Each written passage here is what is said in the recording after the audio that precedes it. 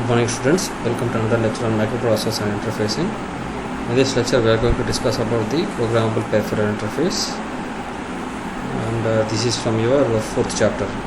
And by the end of this lecture I am going to discuss about the basics of 8255, what are the control signals, and the block diagram of 8255 programmable peripheral interface, control modes of 8255 and different modes of 8255. Coming to the what is the purpose of programmable peripheral devices. Here we are connecting the new devices to the external devices. Suppose in order to perform a task which is having highest memory, this can be performed or this can be done by using the external devices also. Okay, so 8255 is a general purpose programmable IO device designed for use with Intel microprocessor. Initially 8051 has a problem that it has less number of IO devices, and while 8086 was introduced, they are having much more number of IO devices when compared to 8085. And this 8255 is having a it has 24 IO pins that can be grouped into two 8-bit parallel ports, port A and port B. See here it is having it is having 24 IO pins in which there are two 8-bit parallel ports, that is port A and port B. It is divided into 2-bit port A and port B, that is 8 and 8, 16, and the remaining 8 bits is defined as port C, and this port C can be used individually or can be used as a 4-bit ports, that is port C upper and port C lower. That means port C lower in sense from PC0 to PC3, and port C upper means PC4 to PC7. And this 8255 functions in two modes, that is IO mode and BSR mode. IO in sense input output mode, BSR in sense bit set reset mode. And coming to this IO mode, again this IO mode is divided into three types, that is mode 0, mode 1 and mode 2. Bit set reset is only one thing. So coming to the control signals of 8255. Control signals of 8255.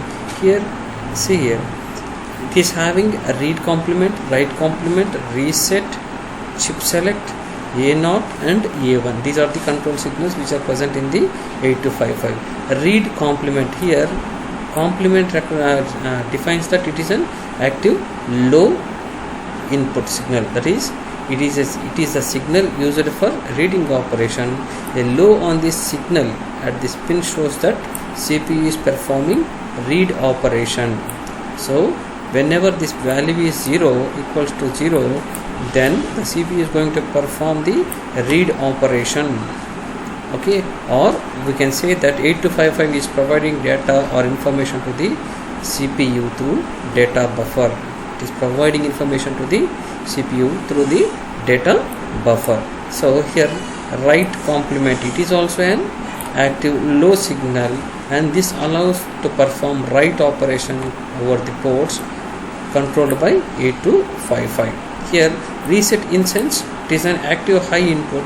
Whenever this bit is set, then whatever the data present in the control signals will be resetted, that means will become 0. It is an active high signal that shows the resetting of a PPI. That means the data which we are obtaining from the PPI, that is 8255, will be resetted. A high signal at this pin clears the control registers and the ports are sent into the input mode. It resets or it clears the control registers. It resets the all control registers and ports. Okay, coming to the chip select, which is a very important thing here. Based on this only we are going to choose the mode. Whenever it is, as we know, as we can see that chip select is an active low signal. Whenever this bit is set to 0, we are operating in IO mode, and whenever this bit is set to 1, when it will operate in BSR mode, bit set reset mode. See here, when the chip select value is 0, and based on the A0 and A1 values, we are going to deal with the, or we are going to send the data, or we are going to exchange the data. Suppose if both A0 and A1 are 0 0, then we are going to connect with the port A. See here, as we have seen that port A is port A, port B and port C. Whenever both the devices are, whenever both the input values are 0, that is A0 and A1 values are 0, along with chip select, we are using port A for data transfer. Whenever the values are 0 1, we are using port B, and whenever we are using 1 0, we are using port C, and 1 1 instance control register. It will be explained in the block diagram. If whenever the bits chip select value is becomes 1, then it will enter into the BSR mode, bit set reset mode, BSR mode. Then this 8255 is not used, that means we are disconnecting our PPI. Okay, coming to the block diagram of 8255, here see this group A. Here we have 4 blocks: group A, port A, port C upper, port C lower and port B. Here these 4 ports are grouped into two groups, that is group A control and group B control. Under group A control we have port A and upper port of port C upper, and in group B we have a port B and lower part of port C, that means PC0 to PC3 here in the group B, and PB0 to PB7. And coming to the group A, PA0 to PA7 and the upper part of port C, that is a PC4 to PC7. Okay, see here, and this is our what I have explained here in the previous session, that is control signals. And this data buffer instance, this is a control register, that means this is the control register, whatever the data is present has to be transmitted. So whenever we are choosing, whenever group A, or depending upon these values, the data is being transmitted to the or received by the microprocessors. Here this is connected to the microprocessor. Here whenever we are operating in A0 and A1 value are 0 0, along with chip select is 0, then we are using, or we are transferring data to the port A. That means port A data is being transmitted to the program control, and from this the data bus from here, the data from group A, from port A, the data is transmitting to the microprocessor through the data bus here. Okay, whenever the port value is or A0 and A1 value is 0 1, we are transmitting the data from port B to the CPU through the data bus. Okay, whenever 1 0 is there, then we are transmitting the data which is present in both port C upper and port C lower to the data bus here. And whenever 1 1 is there, then we are transmitting, or we are receiving the data from the data control register. Okay, so see here, control board status of the 8255 mode. So whenever the D7 bit, it is a 8-bit board, so whenever this D7 bit is set to 1, that means whenever this value is 1, then we are operating in IO mode. Okay, input output mode, IO mode. So if the bit value of D7 is 1, then we can select that this bit wheel is working in IO mode. So based on the bits D5 and D6, based on the bit value D5 and D6, whenever these both bits are 0 0, then we are selecting mode 0, and 0 1 means mode 1, and next means mode 2. That means here, okay, here mode 0 instance,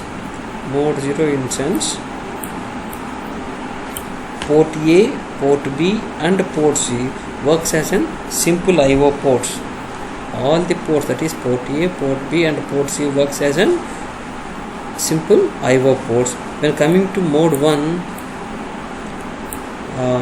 port A and port B works as IO ports and port C is used for handshaking signals.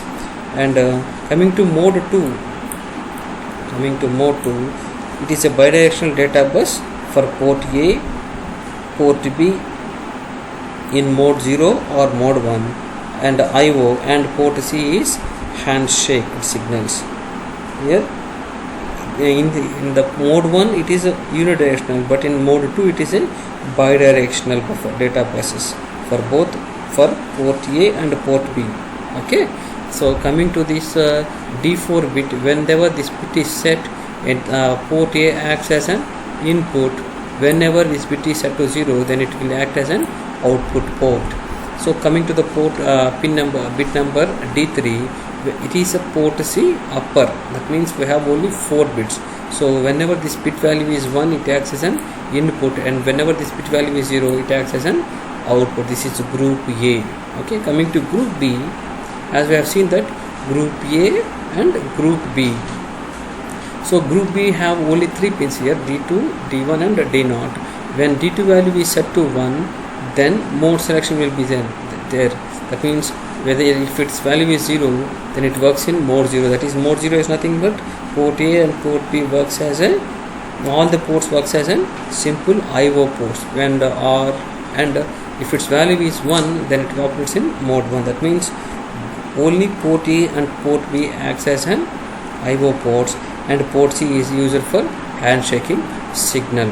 Coming to D1 bit, this port B, what we have will be act as either input or output depending upon this value. If it is 1, then it is acts as an input port, and if it is 0, then it acts as an output port. Coming to D0, port C lower, if its value is 1, then input. If its value is 0, then it is output.